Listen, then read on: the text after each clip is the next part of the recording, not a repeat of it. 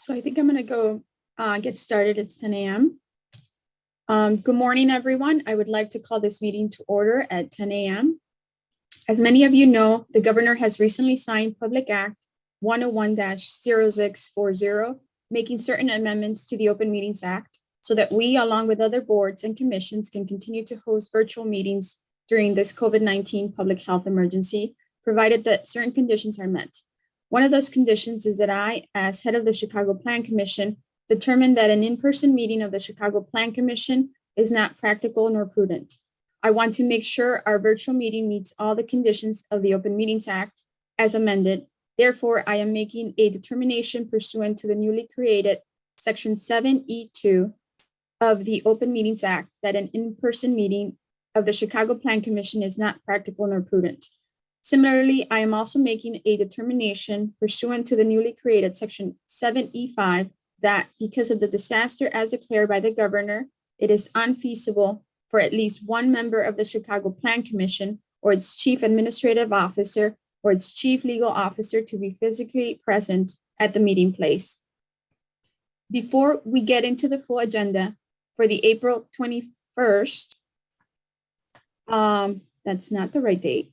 So May 26th, 2022 Chicago Plan Commission meeting, I would like to ask everyone that because we are meeting virtually, please be mindful of your surroundings in terms of noise.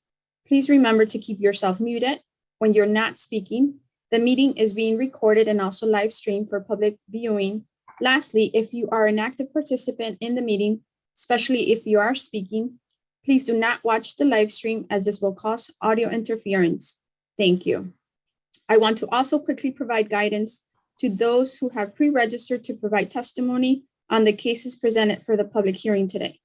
Those who requested to testify at the Plan Commission today should have already submitted testimony forms, which included the speaker's full name and address, as well as the public hearing item number, and those forms have been gathered by the staff.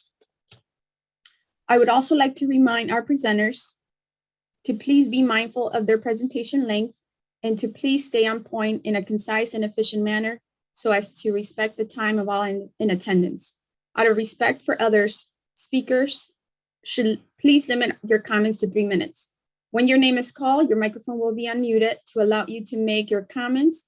Please attempt to refrain from repeating comments that have already been made by previous speakers.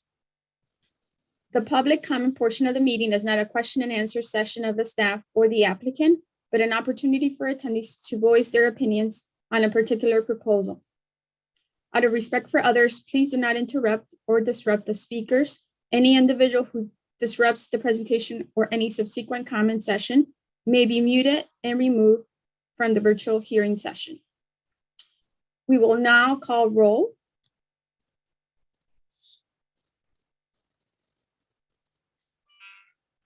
Commissioner Barclay. Here. Thank you. Commissioner Brumfield. Here. Thank you. Commissioner Burnett.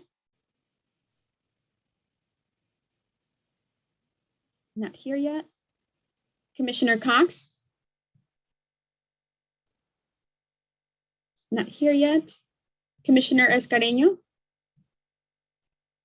Not here. Commissioner Flores here.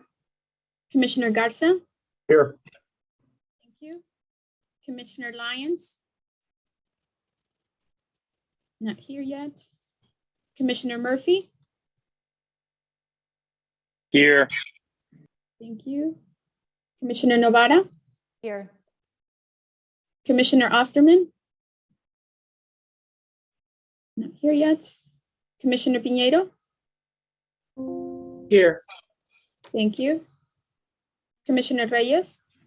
Present. Thank you. Commissioner Searle. Here. Thank you. Commissioner Esposato. Not here yet. Commissioner Tunney. Not here yet. Commissioner Villegas. Not here. And Commissioner Wegensbach. Here. Thank you.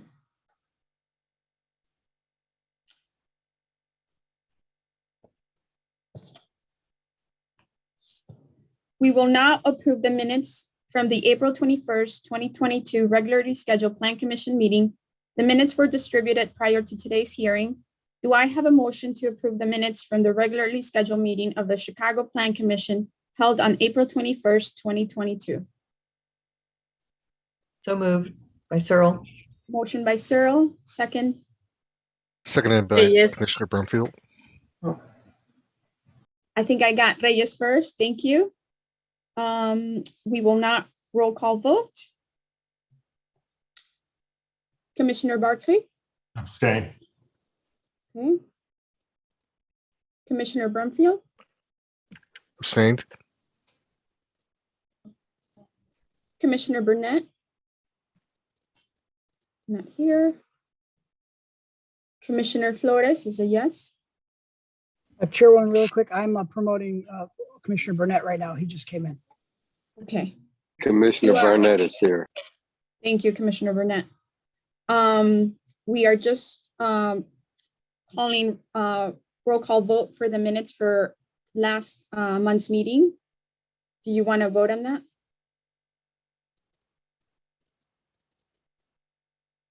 Commissioner Burnett, are you a yes for the minutes? Okay, we'll go to the next one. Commissioner Garza, Yes. thank you. You're welcome. Commissioner Murphy? Not here yet. Commissioner Novara? Sorry, or yes. Sorry, I couldn't get off Okay. mute fast enough. Thank you. Commissioner Novara? Yes. Thank you. Commissioner Piñeiro? Yes. Thank you. Commissioner Reyes? Yes. Thank you. Commissioner Searle? Yes. And Commissioner Wagensback? I'm a yes. Thank you. Motion passes. Prior to commencing the public testimony and regular business listed on the agenda, we have one item for which we are seeking a deferral. A resolution recommending a proposed ordinance authorizing a disposition of city-owned land generally located at 6204 South Green Street and 6215-6223 South Green Street to Inglewood Connect LLC. And this is in the 16th Ward. Can I get a motion to defer this item to a future Plan Commission meeting? Make the motion, Garza. Thank you. Do I have a second? Second, Piñeiro.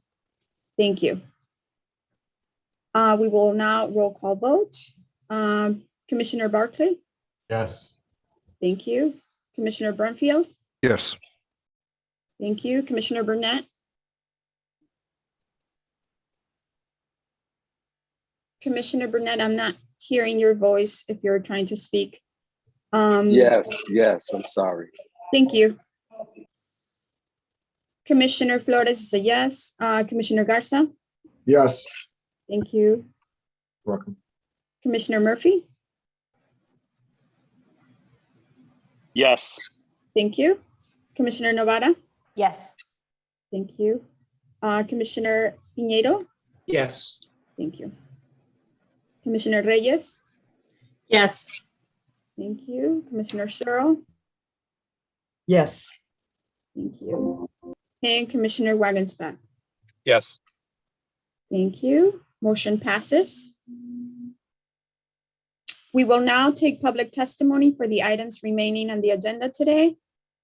We have just one person who has submitted a speaking form ahead of time to speak on items today. We will call that name first, followed by then a request for any other attendees who wish to make public comment. When I call your name, please wait a moment until you are unmuted and then you may proceed to speak. Please be reminded that you will have 3 minutes to speak. The first is Butler Adams to speak about the item D3 at 210 North Morgan Street. Good morning. Can you hear me?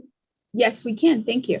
Yes, I'm just basically calling in to voice my support for the 210 North Morgan project. I've been following this for a while. Ever since it went through the one of the first meetings, I think it's a very nice project. It's more, more development in the Fulton Market area. And one thing, because of these developments in Fulton Market, a lot of the wires and poles and stuff like that are now being put underground, a lot of the infrastructure. So it's helping to clean up the area visually. The tower itself, I think, is a very nice addition to the area, like the glass, like the architecture. They've made some adjustments since the first meeting at one of the first design meetings. One of the only drawbacks that I have with this project is personally, I think it should be rotated 180 degrees. Once you all get to the project and you see the tower itself, I know that there's a thing in Fulton Market to have buildings kind of step down towards Fulton, but seeing as this building isn't directly on Fulton itself, I think it can kind of not necessarily ignore, but kind of go against that plan.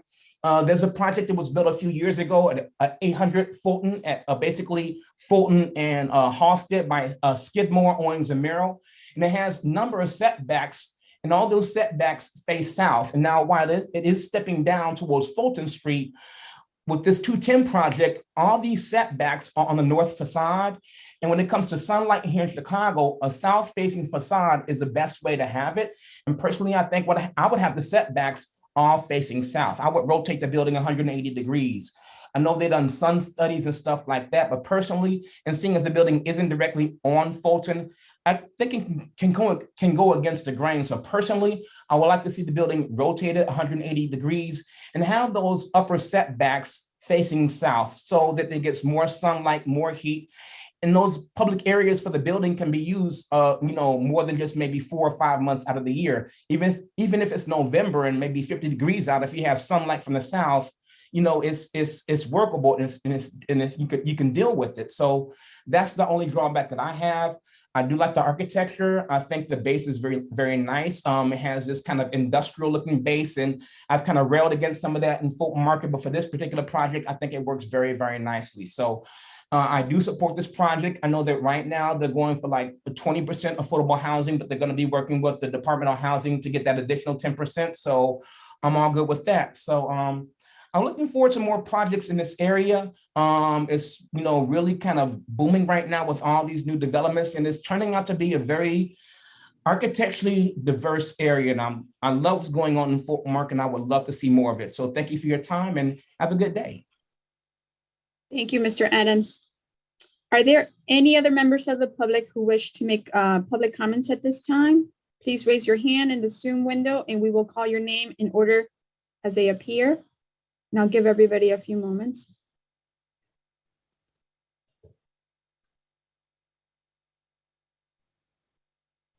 Chairwoman, I don't see any raised hands. No, okay. We'll move on to the next item. Next on the agenda are matters submitted in accordance with the Interagency Planning Referral Act. Do I have a motion to approve item number 1, disposition heading, and item number 3 under the ANLAP heading? I'll make the motion. Thank you, Commissioner Garza. Do I have a second? Seconded by Commissioner Burnfield. Thank you, Commissioner Burnfield. I will now roll call vote. Commissioner Barclay? Okay. Was that a yes? Yes. Thank you. Commissioner Burnfield? Yes. Thank you. Commissioner Burnett?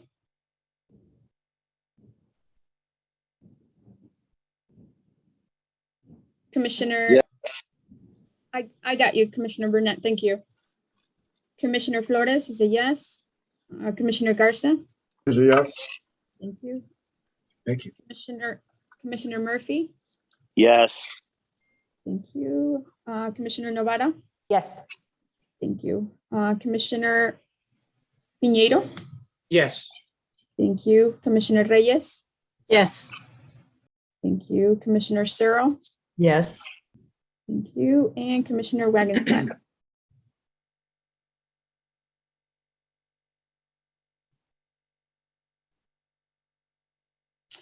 Did we lose Commissioner Wagensback? Sorry, Chairwoman, I'm in. I Thank just you.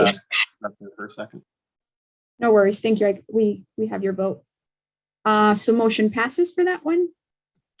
Now we will move on to the public hearing presentation portion of for matters submitted in accordance with the Lake Michigan and Chicago Lakefront Protection Ordinance and or the Chicago zoning ordinance.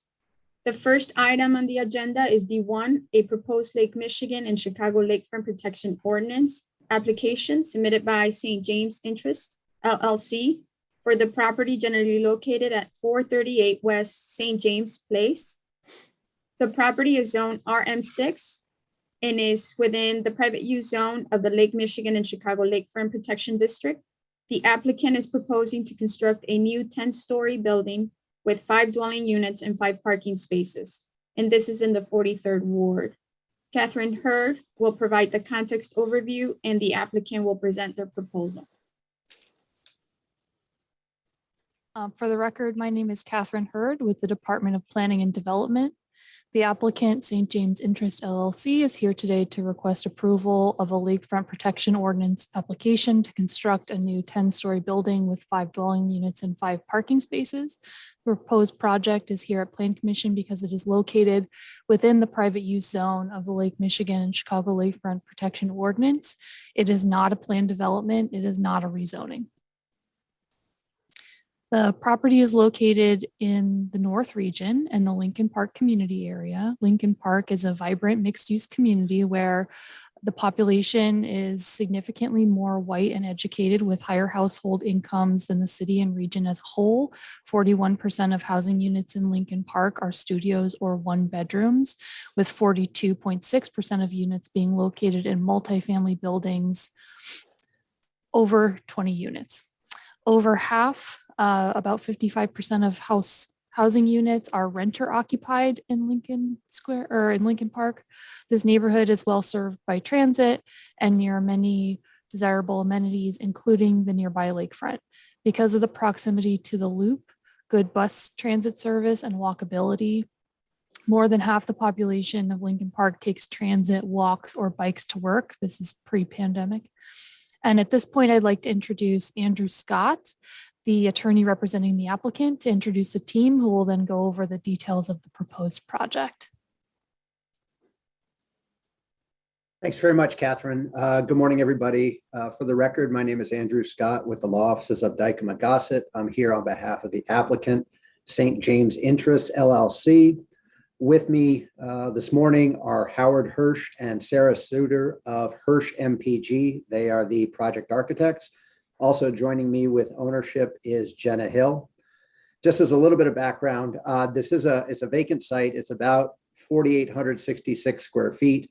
It's zoned RM6. And as Catherine had mentioned, the proposal here is a 5-unit condominium building with 5 parking spaces that Howard is going to go into a little bit more detail on.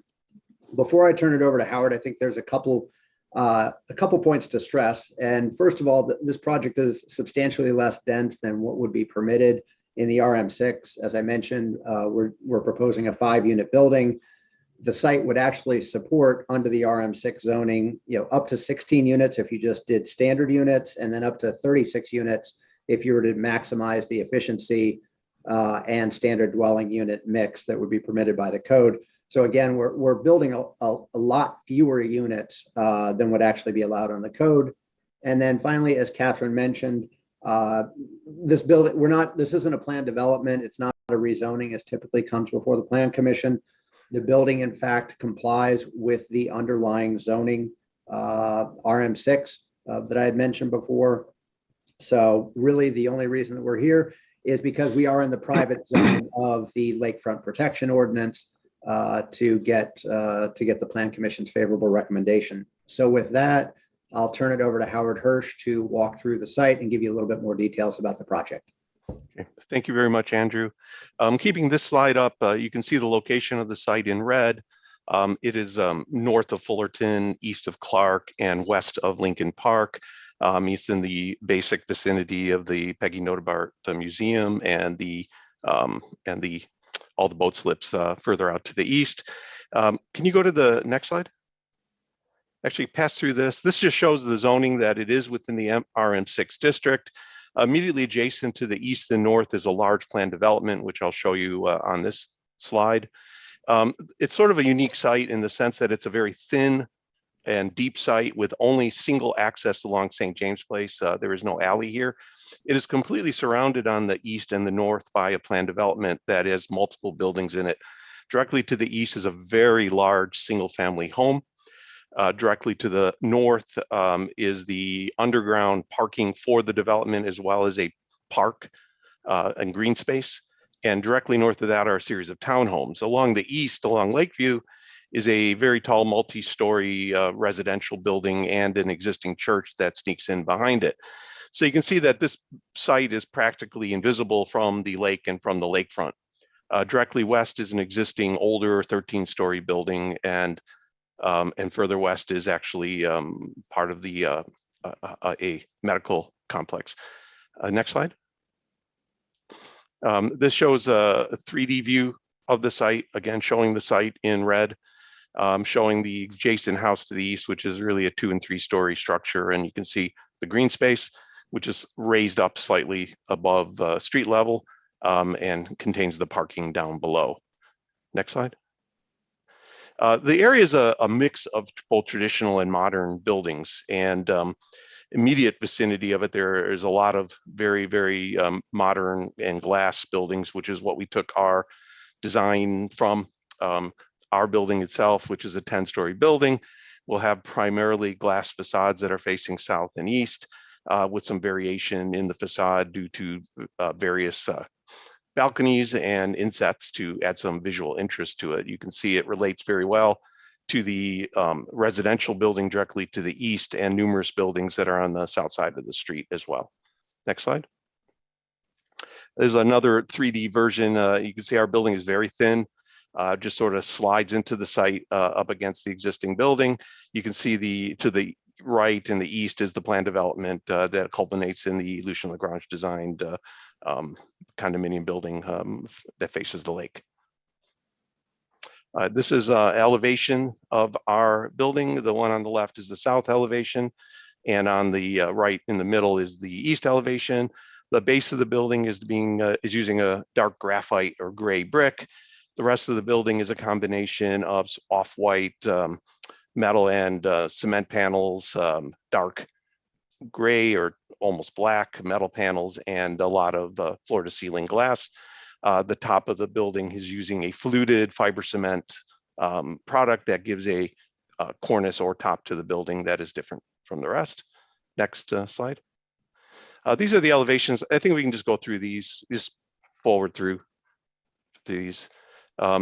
This one shows the section. There are 10 units. I'm sorry, there are 5 units on 10 floors. The first floor is the lobby and parking. The second floor is a single floor unit. And then floors 3 and 4, 5 and 6, 7 and 8 are all 2-level unit duplexes. And the top floor is a 2-level unit duplex that also has a private roof deck. So it's a 3-level space. Next slide. These are the floor plans. Again, I think you can go through these. You can see the footprint is relatively small on the site. Again, a few more views of before and after what the building will look like. This is the entry to the building. We did do some plan design modifications to this based on preliminary feedback on our intake meetings to try to create a little more recessed and entry with some landscaping. That is both the car entrance with the glass garage doors and the pedestrian entrance in the center. Keep going, trying to keep our time. You can see the various floor plans. I'm happy to talk about any particular plan if you like, but I'm just not sure that's necessary. I'll talk a little bit about the project timeline. Andrew, do you want to jump back in here and take this? Sure. I think this it pretty well speaks for itself that we did file in late March, and we have engaged with the Department of Planning on a number of changes, suggestions that the Department of Planning had for the building. The community was notified twice, once upon the filing and obviously in the lead up to Plan Commission. And I think the important thing here is, if all goes according to plans, and if Jenna and her team are able to get permits in, ideally they'll start the project in kind of mid this year in July, and start delivering units in September of 2023. So that's kind of our project timeline.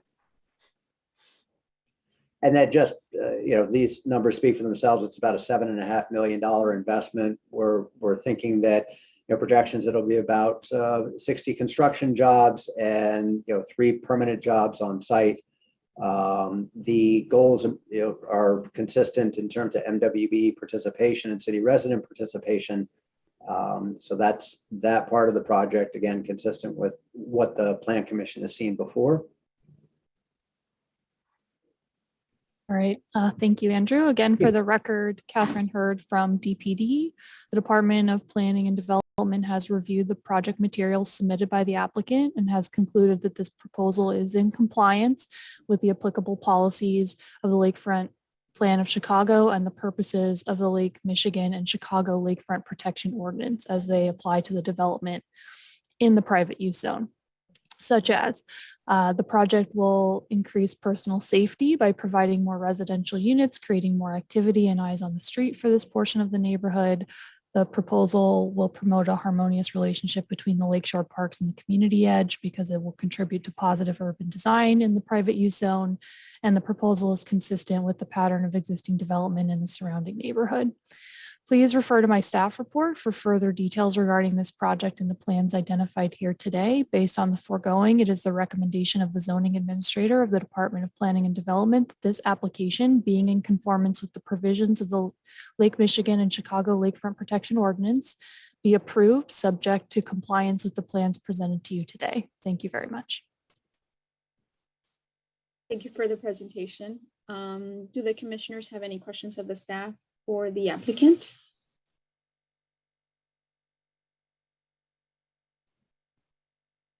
Not seeing any hands raised. I believe Alderman Smith is not here, but somebody in her staff is here. Taylor Nessie is here to speak on this item. Yes, good morning. Can you hear me? Yes, we can. Good morning. For the record, my name is Taylor Nessie, Director of Zoning and Urban Development in Alderman Smith's ward.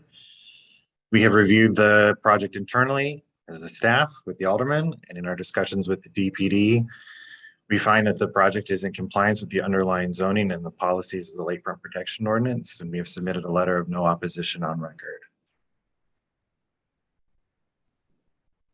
Thank you. Are there any other follow-ups from commissioners of the applicant or Mr. Nessie? Okay, not seeing any hands raised. Do I have a motion on the proposed Lake Michigan and Chicago Lakefront Protection Ordinance application submitted by St. James Interest LLC for the property generally located? So move, Alderman Burnett. Thank you. Let me just finish reading the address at 438 West St. James Place, finding that it meets the requirements for approval. And I have a motion by Commissioner Burnett. Do I have a second? Seconded by Commissioner Searle. Thank you, Commissioner Searle. We will now roll call vote. Commissioner Barclay. Yes. Thank you. Commissioner Burnfield. Yes. Thank you. Commissioner Burnett. It's also Yes. Thank you. Commissioner Flores is a yes. Commissioner Garza. Yes. Thank you. You're welcome. Commissioner Murphy. Yes. Thank you. Commissioner Novara. Yes. Thanks. Commissioner Piñeiro. Yes. Thank you. Commissioner Reyes. Yes. Thank you. Commissioner Searle. Yes. Thank you. And Commissioner Wagenspack. Yes. Thank you. Motion passes. Congratulations. Thank you very much. Have a good afternoon. You too. Thank you. Thank you. The next item on the agenda is D2, a proposed Lake Michigan and Chicago Lakefront Protection Ordinance application submitted by Second Church of Christ Scientist in Chicago for the property generally located at 2700-2710 North Pine Grove Avenue. The property is zoned RM6 and is within the private use zone of the Lake Michigan and Chicago Lakefront Protection District. The applicant is proposing to renovate the existing church building to provide continued religious assembly in approximately 5,000 square feet and add a 6-story addition containing 22 dwelling units and 31 parking spaces. And this is also in the 43rd Ward. Michael Berkshire will provide the context overview and the applicant will present their proposal. Thank you, Madam Chair. Good morning. For the record, my name is Michael Berkshire with the Department of Planning and Development. The applicants, Second Church of Christ Scientists, Chicago, are here today to request approval of a lakefront protection ordinance application to renovate an existing orange-rated church building and construct a 6-story multifamily residential building in the Lincoln Park neighborhood. The property is located at 2700 North Pine Grove Avenue. The total population of the Lincoln Park community area is 70,492. As was stated earlier in the last presentation, the population of Lincoln Park is predominantly white and the average household size is 1.9 individuals. The project is located just north of the last project that was presented, and it's on the northwest corner of Pine Grove Avenue and Wrightwood Avenue, a block west of Lincoln Park and near the soon-to-be improved and scenic North Pond. This location is served by the number 22, 36, and 76 bus routes. This slide illustrates the land use context. The site is surrounded by property zoned RM5 and RM6. And now I would like to pass it off to Dan Novak with the Second Church of Christ Scientists to go over a few details of the proposed application. Hi, good morning. Thank you very much. For the record, my name is Dan Novak. I am a member of Second Church of Christ Scientists, Chicago. For the past 6 or so years, our membership has been working on charting a new course forward for our future, one that we knew was needed because of our circumstances, among them being a much smaller membership.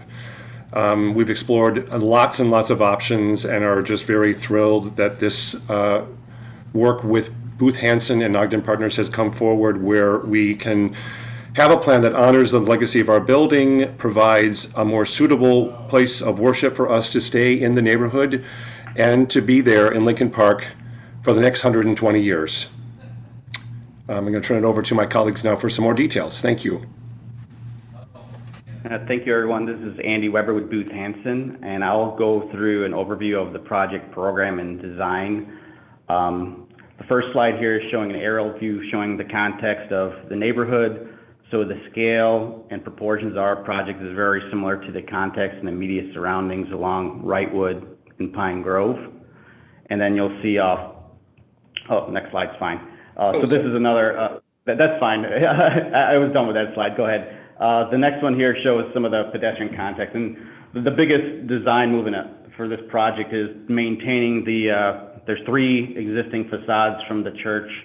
As mentioned, it was an orange building, so there was negotiation discussions with not only the community, the aldermen, but our team and our client to keep some of these elements, the historic elements, and what it's done is maintain the pedestrian experience on both Wrightwood and Pine Grove, as well as the sidewalks and landscaping. So our project is minimally interrupting anything on the existing site as it once was. So the building is set back as well from the street frontages. So this shows the relative context as well as the material choices and how we're trying to not compete with the church and trying to blend in with sort of the neighborhood and the components that are already there. Next slide.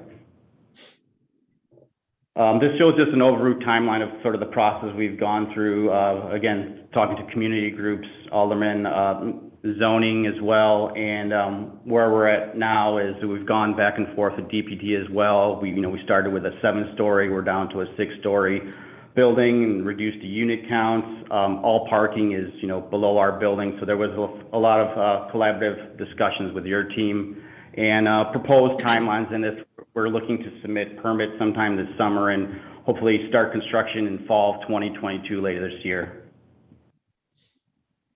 Just a little overview of the site plan. So as mentioned before, the corner of Wrightwood and Pine Grove is where the existing church was situated. So You see the rectangular shaped footprint of our new 6-story plus lower level basement parking for the residential units. We do have terraces on level 2, as you see, as a part of the setback from the existing facade to the new facades. And then, as mentioned before, we're going to maintain the streetscape and landscaping, which is typical within the neighborhood. This is primarily all residential neighborhoods, so we're keeping the fabric of that experience as well. And as mentioned earlier, the entry into the garage is off of the existing alley along the west. And you'll see at the north end of our site that we have a ramp down that's coming into the below grade parking. Next slide. This shows just our typical plans. We can go through these quickly, but it shows our 31 spaces below grade here. And we, as mentioned before, we are maintaining still the function of the church and their locations on the south end of the building with the existing entry. And then with that, we are also including 2 residential units on the north as a part of our 22 unit count. So the experience and the approach to the church was maintained, and our residential lobby is off of Pine Grove to the east now. So there is sort of this separation between the residential and assembly use for the project. Next slide. And then these are our typical floor plans. Again, and on level 2, we do have some terraces that are created based on maintaining those existing facades and where we set our building footprint. The typical floor plans are 4 units per floor. These are larger units, and that floor arrangement and vision of demising is the same, the full height of the building to the 6 floors. Next slide. And this is, again, showing typical on our 6th floor plan. Next slide. And then the rooftop of this residential building will have 4 private terraces that will be dedicated to the 4 units on level 6. There's no full-scale roof deck for everyone. This is only private terraces for this particular residential development. Next slide. This shows the facade elements. This is the primary south elevation that we discussed, the entrance for the church. So all the existing limestone and decorative elements of the facades will be maintained. Our new building is set back from that facade. Again, the complementary materials we felt was necessary for this project. So we are using cast stone for our primary field of cladding. There will be, instances of some metals as well that are complement the natural cast stone appearance. Next slide. This is the east elevation, again, showing the existing facade in the foreground, and in the background, the residential 6-story, again, same materials as discussed in the previous slide. All sides of the building is cast stone with some metal decorative elements at balconies and at window areas. Next slide. This shows the north elevation and sections kind of showing how we're getting into the parking garage from the alley that will be on the west side of the site. And this area is also set back from the existing residential just directly north from there. So there is a lot of available light and open space as well. Next slide. And this is the final elevation along the west in the alley, again, showing existing elements, same building materials on our facade of the residential building. Next slide. Just a typical section showing the overall floor and height of the building. And then again, showing that we are excavating partially because this existing church, as well as our new first floor area, is actually raised above the existing grade and sidewalk elevations. So that is also being maintained based on the existing nature of the facades that we were working with. Next slide. And this is just another section showing kind of the longer elevation and what we're doing with access to rooftop through our stairs and cores for the private terraces at the top. And on the left side, you'll see the cut that we're doing to get access to the parking from the alley side. Next slide. This axon and colors show the material choices that we're pursuing in this project. As again, we're using cast stone as our field. There will be trim surrounds that will also be cast stone and decorative elements around window openings and balcony openings, and we are introducing some metals that will be complementary to the cast stone on the majority of the project. Next slide. This is just showing some of the thoroughfares and access points as we discussed. These are all two-way on Wrightwood, Pine Grove, Hampton Court, and it shows our entry and sequence into the parking at the alley on the west side of the site. Next slide. So as far as our main design goals, I mentioned we did maintain and preserve the church facades along the primary elevations. The first bullet point speaks to what we did regarding the site. So we are maintaining and continuing the existing sidewalk widths as well as the landscaping. The access of parking is along the alley, which we actually eliminated an existing curb cut that existed on Pine Grove. So we actually are providing more parking along that street as well with that design move. And as mentioned before, we're eliminating some of the current parkways and replacing with new landscaping, tree grates, and planters along the primary right-of-ways. Next slide. This just shows a little bit of precedence of the material choices on a project we've actually built. So it's similar palette of materials and appearances, so natural cast stone, complementary to the limestone of the church, as well as some of the metals to give it a little accent and color. And as far as some of our sustainable goals, we are going to be providing green roof elements on our second floor terraces that are created from the setbacks we maintained, as well as the main roof will have a mixture of paving and green roof elements for the private terraces. There will also be bike parking provided on site for the residents, and we are providing EV charging stations in the basement parking at all of the parking spaces for all of the units. Next slide. And we are required to and will meet accordance with stormwater management ordinance. So we're proposing to locate our retention tank underneath our sloped driveway into the parking area, and this will meet the requirements required for the ordinance. Next slide. Regarding affordable requirements, we are providing 22 units, and 2 affordable units will be provided. 1 will be off-site, as mentioned, and within a 2-mile radius, and the other is an in lieu payment to be made for the second unit. Next slide. And this is, I think, yep, okay. Yep, thank you. Again, Thank for the you. record, Michael Berkshire from DPD. The Department of Planning and Development has reviewed the project materials submitted by the applicant and has concluded that this proposal is in compliance with the following applicable policies of the Lakefront Plan of Chicago and purposes of the Lake Michigan and Chicago Lakefront Protection Ordinance as they apply to development in the private use zone. Please refer to the staff report for further details regarding this project and the plans identified here today. Based on the foregoing, it is the recommendation of the zoning administrator of the Department of Planning and Development that this application, being in conformance with the provisions of the Lake Michigan and Chicago Lakefront Protection Ordinance, be approved, subject to compliance with the plans presented to you today. Thank you. Thank you for the presentation, and I believe Commissioner Searle wants to make a comment. Yeah, a question. I don't know if we could maybe go back to the first floor plan or something. So I think I'm understanding this right. I mean, you're calling it a renovation, but it looks to me as if what is really happening here is that the beyond the facades of the church on the 3 sides, especially,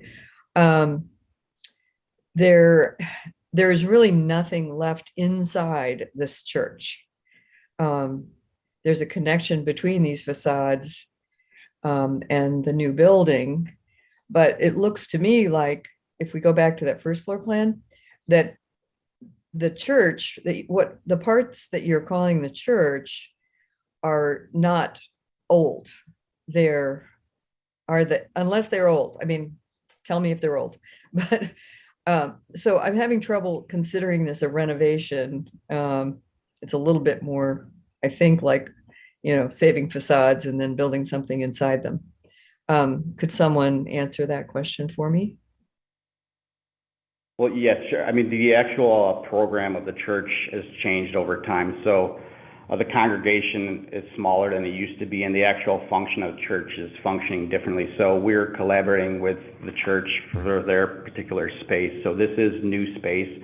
You are correct that the facades were maintained, and this was a part of our discussion with the client community as well. So the intention was to actually, use the existing facades and as a homage to what was there, but also the function of the church over time and the space allocations needed were changing as well and evolving. So we've adapted sort of that program now into this newer combined shared sort of multi-use experience where it's residential, but still maintaining the use for what the church needs presently on site. But on the second and third floor, we occupy all the.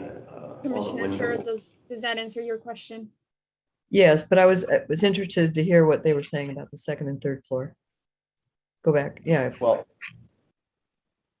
I mean, there is some engagement as far as the second and third floors of, touching the facade and engaging it and actually using some of the window openings. So there is some function that ties a little bit into there. I mean, some of it is terraces, some of it is indoor space. So we are going to activate the facade as well. There'll be new fenestration to match the existing that was there. So you still have the historic elements, but it will be functioning, as a residential experience as well as a church experience on the facades. Okay. Understood. Thanks. Yes, that answers my question. Commissioner Novara? Thank you. I just wanted to give a little more detail on the affordability provisions here. And just to clarify that because this project was rezoned back in 2020, it is subject to the 2015 ARO. So that's why it is just 2 affordable units and only one of which needs to be built. So the offsite unit is kind of an interesting configuration in this one. It's a rental unit in a new construction, 3 flats. So 2 units will be market rate. One will be affordable as a 1 4-bedroom affordable unit. And it will actually be affordable at 50% of the area median income, which we're pleased about that we're getting a fair amount of bedrooms and the kind, more affordability than we might typically. So just wanted to give a little more detail to that affordability component. Thanks. Thank you for the clarification. Commissioner Reyes? Yeah, apologies if I missed it. So these units, most of them I see are 3 bedrooms, are going to be market rate units for anybody that could live there, or going to be for members of the church? Well, the function of the residential is anyone. It's not specific to the church, and unless they feel they would like to, it'd be available for them, but it's specifically for the public at large as well. So the church is building these new units in the form of generate revenue for the church.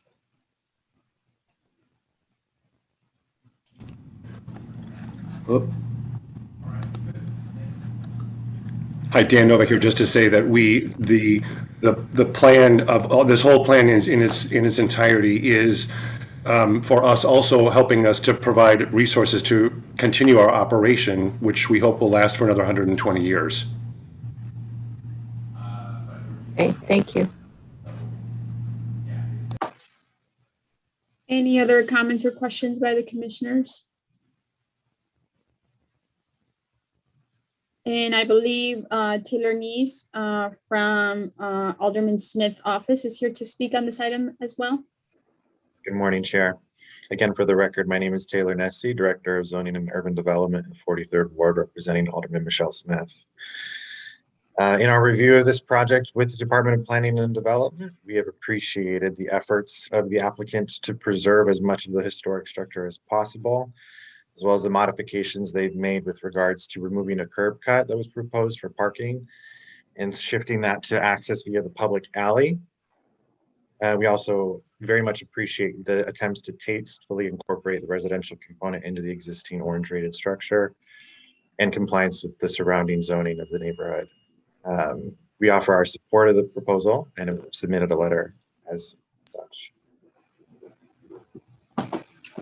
Thank you. I don't believe there's any other hands raised. Do I have a motion on the proposed Lake Michigan and Chicago Lakefront Protection Ordinance application submitted by Second Church of Christ Scientist in Chicago for the property generally located at 2700-2710 North Pine Grove Avenue, finding that it meets the requirements for approval? Commissioner Wagasback so moves. Motion by Commissioner Wagensberg. Seconded by Novara. Thank you, Commissioner Novara. Roll call vote. Commissioner Barclay. Yes. Thank you. Commissioner Brumfield. Yes. Commissioner Burnett.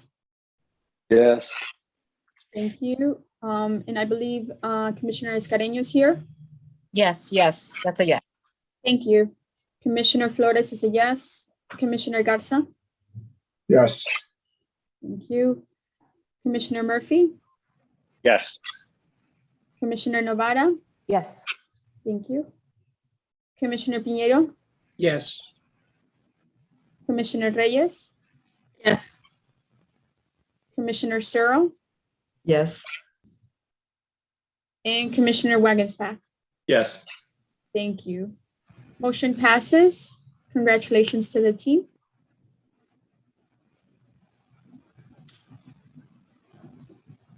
Now we will move on to the next item. A proposed residential business plan development submitted by Solar Junkyard LLC for the property generally located at 210 North Morgan Street.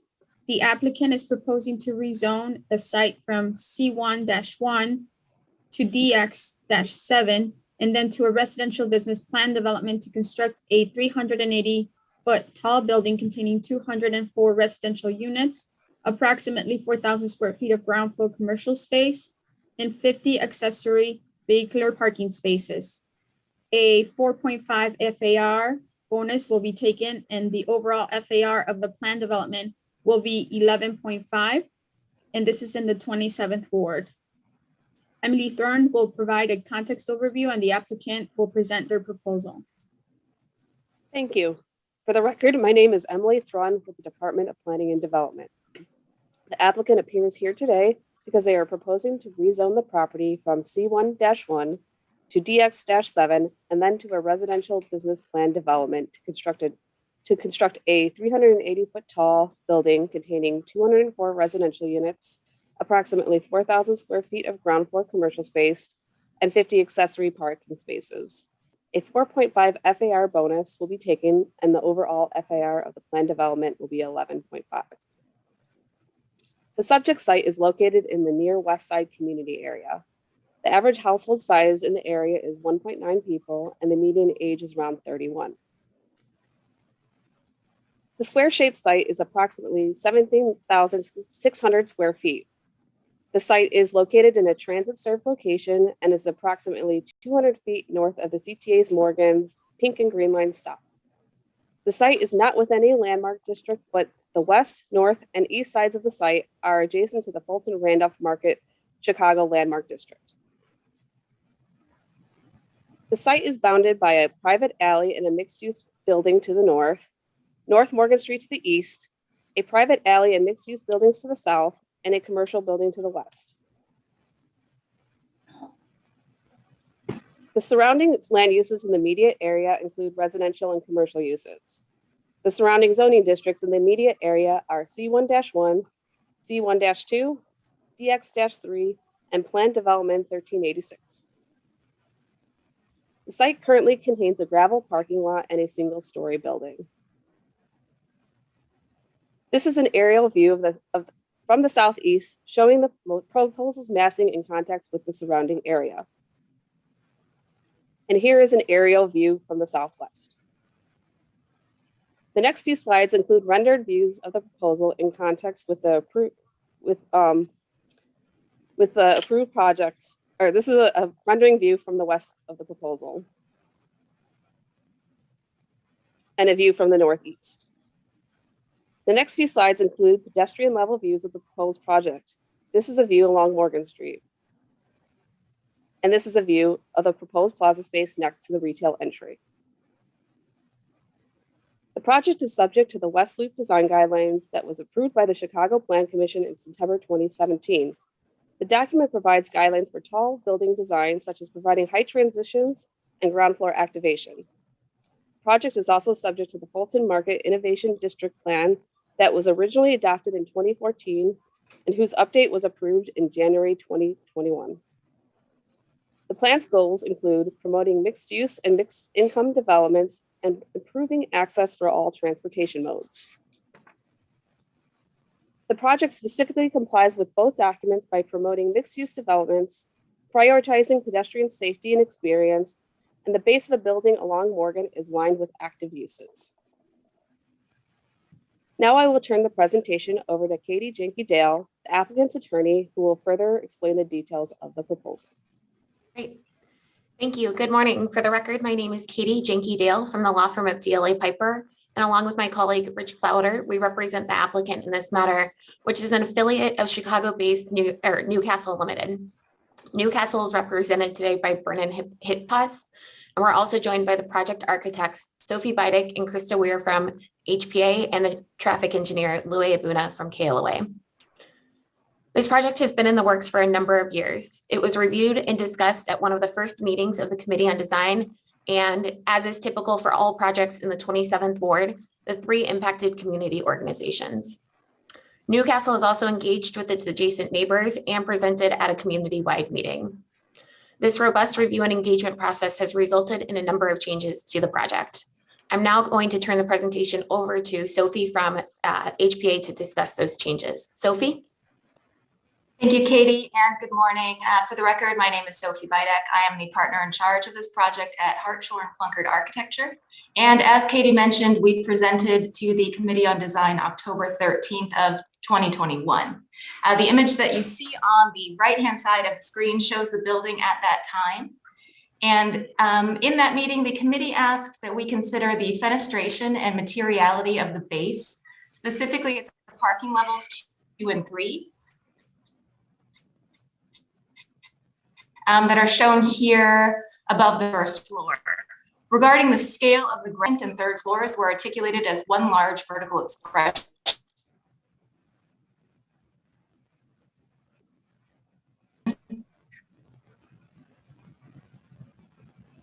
Sophie, I believe we're having audio issues. Your audio is going in and out.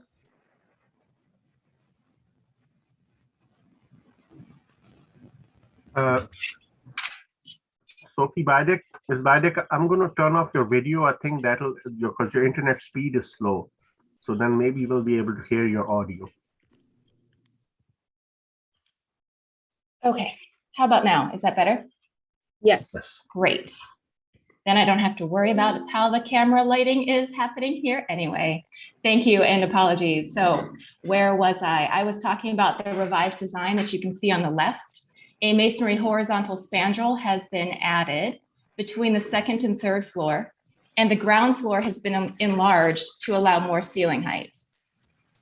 Additionally, after discussions with community groups and neighbors, we have eliminated a previously proposed people spot at the curb. Lastly, on this slide, both the Committee on Design and DPD asked that we study the landscape design from what we had previously had to better relate to the existing street and adjacent historic district corridor. As a result, we have reduced the amount of smaller movable planters in lieu of large fixed planters with integral seating and a fixed architectural canopy projecting from the building, extending over the ground floor. How's my audio? Can you guys still hear me? We can. There's just Okay. a little bit of echo, but we can hear you. Okay. I guess I could try without headphones. I apologize. I've never had this issue before. On this next slide here, you can see the other large architectural modification that resulted from Committee on Design presentation, which was regarding the southern facade. The comment here was that the south facade seemed less articulated than the others. You can see again on the right, the previous design was a flat facade with one small inset at the center. You can see the plan diagram in the center of the page here. The facade is now offset with an articulated center panel that mimics some of the exterior detailing at the pedestrian level along Morgan. The balconies that were previously fully recessed have now been semi-projected and the overall building shifts north as it moves east to west, allowing for a variety of shadows and shapes, which will be visible particularly from the south and via the elevated train. On the next slide, I will run through the plans briefly here. You can see the ground floor on the left. The purple is the residential lobby to the south. The pink is our retail area that fronts the public open space along Morgan. We're locating our loading and parking vehicular entry to the southwest corner of the southern private alley. And on the right-hand side of the slide, you can see the second and third floor parking layouts that include our core and bike parking. On the next slide, you can see the fourth floor, which is our first residential level. This floor also contains our resident amenity area and an outdoor deck. On the next slide, you'll see the 5th through 22nd floor are typical plans, and they contain 10 units per floor, varying in shape and configuration, including studios, convertibles, one bedroom plus den, and 2-bedroom plans. The next slide. These are our elevations. So it looks as if we had a duplicate plan and we maybe didn't see the 27th floor, which is the first massing shift in the northern portion of the building that you can see here in the elevation. So as the building hits 27 and moves upward to the 30th floor, we start to taper the building and massing back away from the Fulton Market corridor, which provides for some rooftop lounge and landscape areas on the roof, as well as a pool. On the next slide is the north and west elevations. There we are. Because the site has an adjacent property with no alley in between, there is a portion of the west side of the podium that will be covered with an existing building, and that is indicated on the slide. The next one shows our building section with our ground floor residential and retail, parking at 2 and 3, and then residential from floors 4 through 28, the top 2 floors being mechanical area, and our overall building height, as previously mentioned, is 380 feet.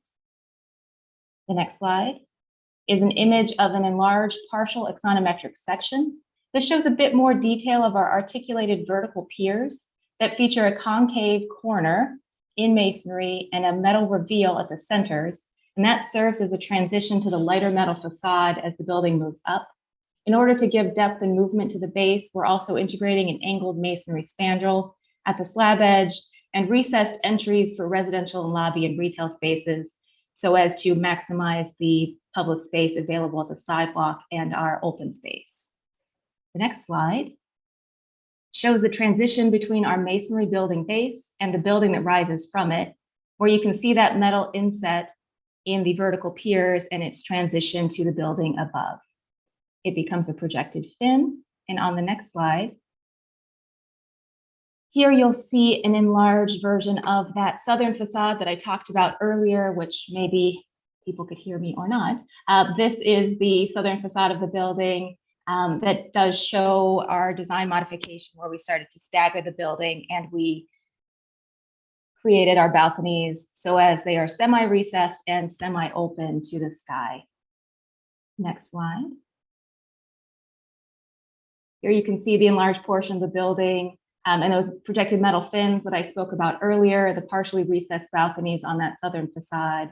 And these will provide residents both covered and open to the sky residential balconies. The next slide. This slide shows our transportation, traffic, and parking. The project as proposed will be a transit-oriented development that promotes multimodal transportation options. We've taken great care to improve the pedestrian experience along Morgan. We're providing 118 bike parking and a reduced number of parking stalls with only 50 for 204 units.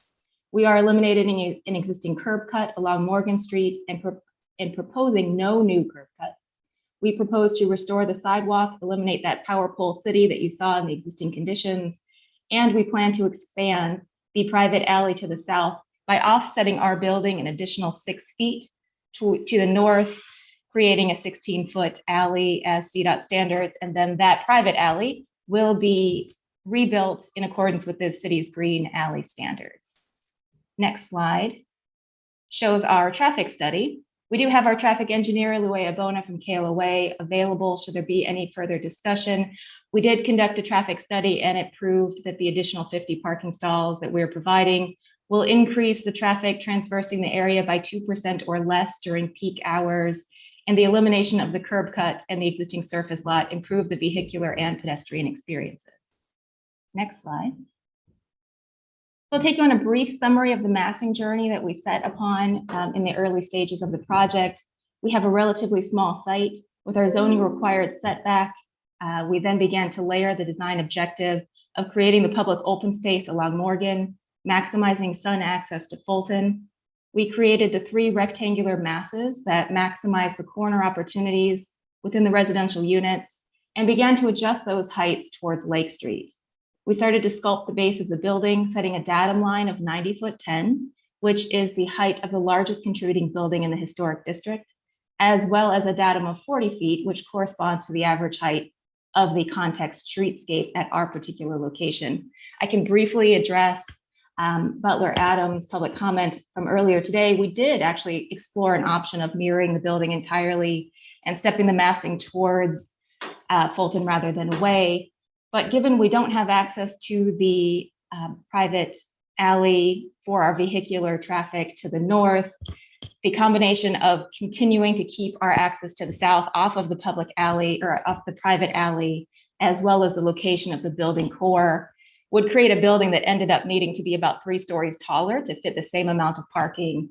And we chose to keep the building height as minimal as possible and reduce the amount of parking floors within the building. So on the next slide, here you can start to see how we are complying with the West Loop design guidelines. We're proposing to set 40% of our street frontage back from the sidewalk, 12 feet. You can see we are creating an open space in the image that is furthest right on the bottom portion of this slide. The entirety of the ground floor street frontage is filled with active uses. We've taken careful consideration to design the building in accordance to the West Loop design guidelines with our residential lobby and active retail spaces providing eyes on the street and activity at grade. The ground floor along Morgan will have no blank walls and non-reflective transparent storefront along the facade. Next slide. As I mentioned, the public open space and street level improvements will activate and greatly improve the pedestrian experience with active ground floor uses, articulated building entries with integrated canopies and landscaping. The building is also aligned with neighboring buildings and features gradual transitions in massing at its top and active uses in public open space at its base. On the next slide, you can see in detail this open space that we are proposing at the northeast corner of the site. This is fronted by active retail. We will have our building set back 12 feet at the first floor with an additional 10 feet at the ground floor level that is under an integrated canopy. This open space will feature permanent planters, site furnishings that are all accessible from the sidewalk for pedestrian use. On the next slide, you will see our building materials feature a palette of earth tone masonry and metal projected fins within our window wall. At the building's base, we will feature a shaped masonry brick that will create depth and interest in a building that does not replicate the historic district, but rather complement it. On the next slide, you will see that we are planning to achieve our 100 points with the city's sustainability matrix. And because we are such a highly transit-oriented development, we are prioritizing the transportation elements of that sustainability matrix. The next slide shows a little bit more detail of how we plan to get there. We will be providing public and residential bike parking, EV stations, digital CTA displays. We would actually sponsor a Divvy station, but there are so many nearby that I don't think that would be an option. We plan to exceed the energy code, reduce stormwater, and divert construction waste. On the next slide, we have a little bit more information about our stormwater reduction. We are planning to exceed the city ordinance by 25%, and we have already started the conversations with the stormwater reviewer back in December. On the next slide, we are planning 204 units, as mentioned earlier. 41 of those will be affordable units, so this is 20%. These units will be distributed throughout the building and unit types, And we're continuing to collaborate with the Department of Housing to provide an additional 10%. And in summary, we are proposing an apartment building in this active commercial district. This project seeks no public funding and will create construction and permanent jobs in the neighborhood. The project will create increased annual tax revenue as well as include the 20% affordable units distributed equally throughout the building. This sustainable apartment building will dramatically improve the pedestrian experience, creating active uses, invested residents, added security, lighting, public art, bike parking, as well as a building that is owned by a long-term organization who prides themselves in quality developments and homes for Chicago residents. And with that, I think I will turn it back to Katie or Emily or whoever wants to take the floor. Emily. Emily, take it away. Thank you.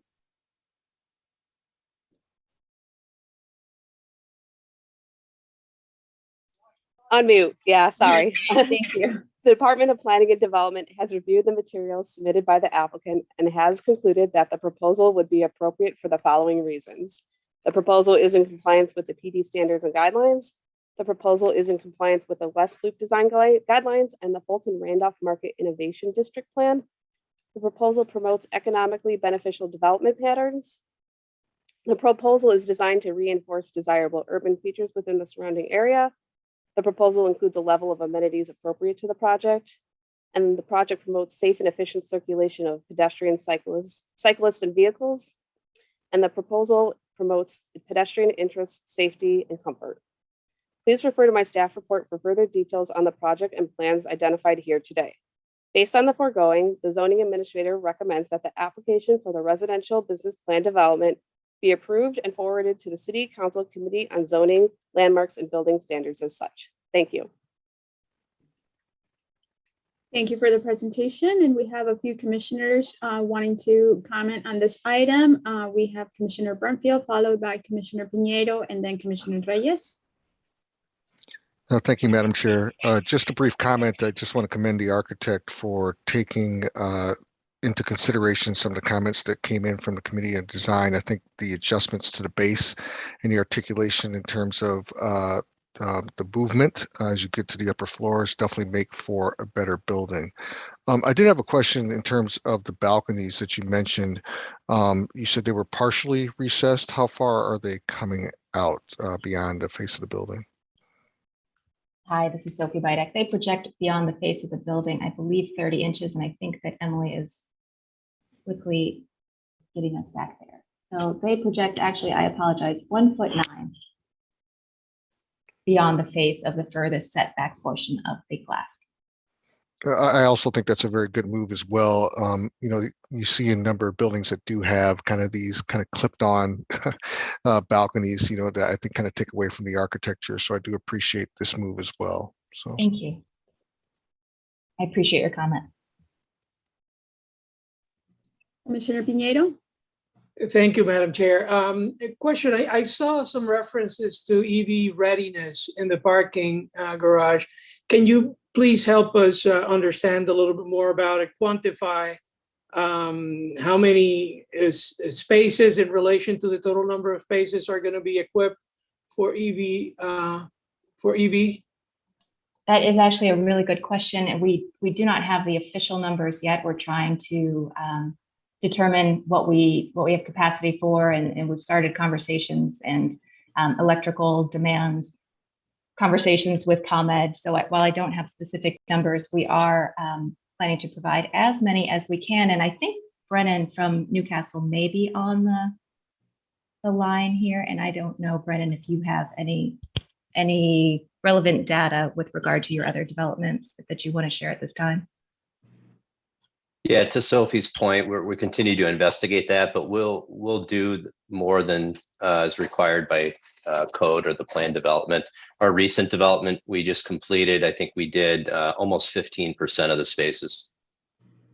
This is Noah. Just want to chime in. So code will require you to do 20%. So there is a 20. specific code section. So please make sure you check 1710-1011. You have to have at least 20% to be ready. Okay. Yeah. We can always count on Noah to know exactly what section of the code we need to look at. Thanks, Noah. Thank you, Noah. Thank you, no, Madam Chair. I mean, just one comment, of course, I think we have code as of right now. I think it's something that we've talked about this before. I think it's something we should figure out a way to revisit because there's going to be much higher demand in the future, and we're building for many years. And it's something we should look into further. Yeah, we completely agree with that. And I think just to clarify my comments on our last project, we had almost 15% actually charging stations installed and over 20% EV ready. So we agree with you on that, and we'll strive to exceed that. Thank you. Thank you. Noah, do you have a follow-up comment? Commissioner Reyes? A beautiful building, and I truly appreciate those 41 units that are going to be delivered on site, because I think that's kind of the intent of the ARO, right? That we provide affordable units so those families can benefit and or individuals can benefit of such a beautiful building and the surroundings. My question is, the income, is it clear at this point what is going to be the income that these 41 units are going to target? Yeah, for the record, Katie Jenke-Dale. So they will be at a weighted average of 60% AMI. Of that, 1/3 will be at or below 50%. And then of that 1/3, at least 1/6 will be at or below 40%. And then doing the weighted averaging, the maximum would be 80%. I truly appreciate that even more than I think, I mean, this can be done. So I truly commend this developer for actually doing it. And of course, the Department of Housing for providing the policy for this to be a reality, because this is going to be a beautiful building in a beautiful, booming, trendy neighborhood. So I truly appreciate this. Thank you. Thank you, Commissioner Reyes. Noah, your hand is still raised. Do you want to make any final comments? Sorry, nope, I got sidetracked. It's gone. No worries. I believe Alderman Burnett is here and wants to make a statement. Yes, thank you. One, I support this project. They went through all the community organizations. We had a community meeting. Everyone supports it. It's a great project. I appreciate them working with the Department of Housing on the extra 10% of affordable housing. I think this is great. I also like the fact that not only are they putting bike parking in for their residents, but they're also putting bike parking in for anyone that wants to come to the area. I think this is a great addition to the community. It's going to bring neighborhood opportunity funds, but it's also going to enhance the TIF with funds also in the future. So I support this, and I ask for the committee support. Of course, I have to recuse myself from this, but I support it. Thank you. Thank you, Alderman Burnett. Do the commissioners have any additional questions of the staff or the applicant or the alderman? Not seeing any more hands raised. Do I have a motion on the proposed residential business plan development submitted by Solar Junkyard LLC for the property generally located at 210 North Morgan Street, finding that it meets the requirements for approval? So move, Piñeiro. Seconded by Garza. Second by Garza. Garza, thank you. I will not do roll call vote. Commissioner Barclay? Yes. Thank you. Commissioner Brumfield? Yes. Thank you. And Commissioner Burnett has recused himself. Commissioner Escareño? Yes. Thank you. Commissioner Flores is a yes. Commissioner Garza? Is a yes. Thank you. You're welcome. Commissioner Murphy? Yes. Thank you. Commissioner Novara? Yes. Thank you. Commissioner Piñeiro? Yes. Thank you. Commissioner Reyes? Yes. Commissioner Searle? Yes. Thank you. And Commissioner Wagensback? Yes. Thank you. Motion Madam passes. Chairwoman, it's Alderman Madam Tunney Chair. or Commissioner Tunney. also. Honey's here, yes? And Commissioner Moore. Madam Chair, Okay.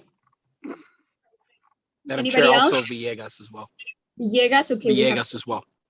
We have 3 more votes. So that's a vote in the affirmative in addition to being in attendance.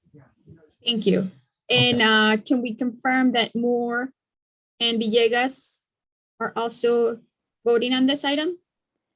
Yes, Commissioner Moore is voting positive on this item. Thank you, Commissioner Moore, and then Villegas.